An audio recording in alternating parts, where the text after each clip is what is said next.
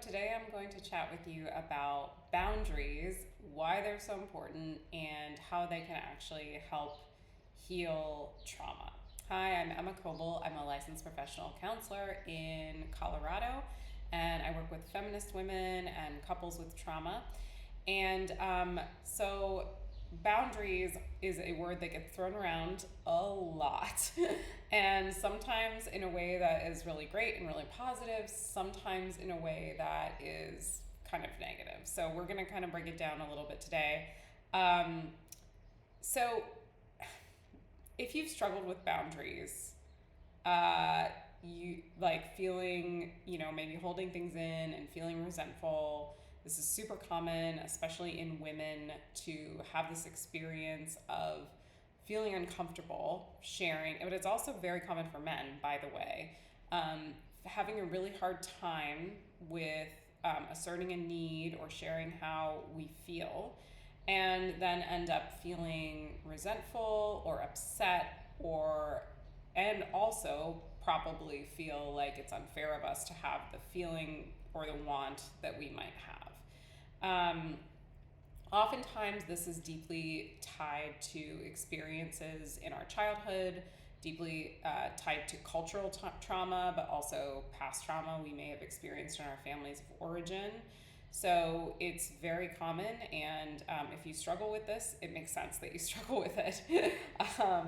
So boundaries are not, when we're starting to talk about why boundaries are so important, sometimes people will kind of wonder about, like, well, is a boundary okay because it's putting up a wall or it's like hurting another person? And the first thing I want to say about this is that boundaries actually are bridges to connection and bridges to help us deepen relationships with other people. First of all, because they help other people really truly see and know us, and they give other people an opportunity to show up and love us the way we want to be loved. When we show someone our souls and what we need, that is such a gift. It gives so much clarity to the people in our lives, and it really does help them love us better. And for ourselves, it can then let us know, like, who are the people who can love us, and are there certain people that are not able to show up in the way we need, and then how do we want to respond to that? So with boundaries, you have this opportunity to be vulnerable and share your vulnerability, and then to build trust in your relationships, to kind of let go of some of the pent-up energy and the guilt you might be having that might be affecting your relationship in ways you might not even notice, and then to recognize and honor your limits and also model that for the people around you. So as we talked about before, difficulty with setting boundaries often has its roots in childhood and in trauma. A lot of us were taught to people please and to avoid conflict. We were taught that our needs were not important or didn't matter, or it was going to rock the boat if we shared our needs. We were taught to overfunction in order to feel worthy, or like we had a place in our families, or to stay quiet, or to disappear, to survive. These are protective strategies that worked really, really well for us for a long time, and they were very effective and they were very smart. And in our adult lives, these strategies tend to actually distance us from other people and distance us from ourselves. So when we do set boundaries, we're reparenting ourselves, and we're sending ourselves the message that, yes, our needs actually do matter.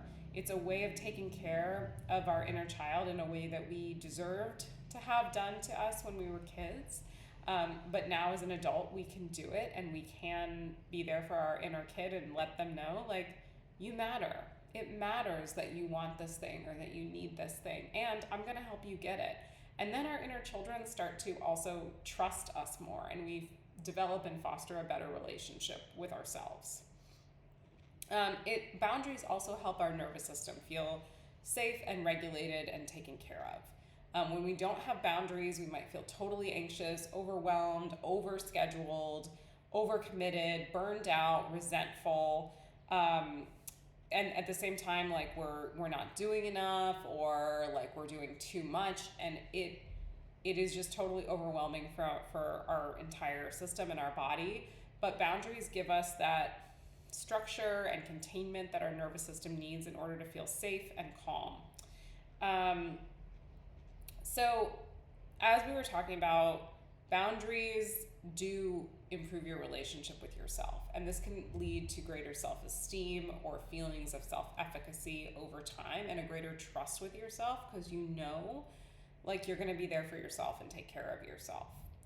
So, this also, as you're fostering that relationship with yourself, which is so powerful, this can help heal trauma wounds actually. And as you're having healing, reparative experiences with other people in your life as you're setting these boundaries, that is very healing, and can help heal trauma, because trauma heals through having new kinds of experiences and different kinds of experiences. So, what can boundaries look like? Boundaries, and we're going to talk more in another video about how to actually enforce a boundary. But it could look like, letting a friend know that you don't have time to chat that night, but that you'd like to catch up another time. It can look like maybe staying in a hotel when you go home to visit family. It can be saying no to sex if you don't want to have sex. It could be letting your partner know that you need some time to unwind after a long, busy day. And we can have internal boundaries as well, like not engaging maybe with self-critical thoughts, or also like noticing when we're doing people pleasing and recognizing it with kindness and maybe making a decision to do something else. So you deserve relationships that respect your boundaries. You deserve to have boundaries. If you do need help with this and you're in Colorado, I would love to chat. Feel free to reach out. And I hope you have a great day. Wishing you the best of luck.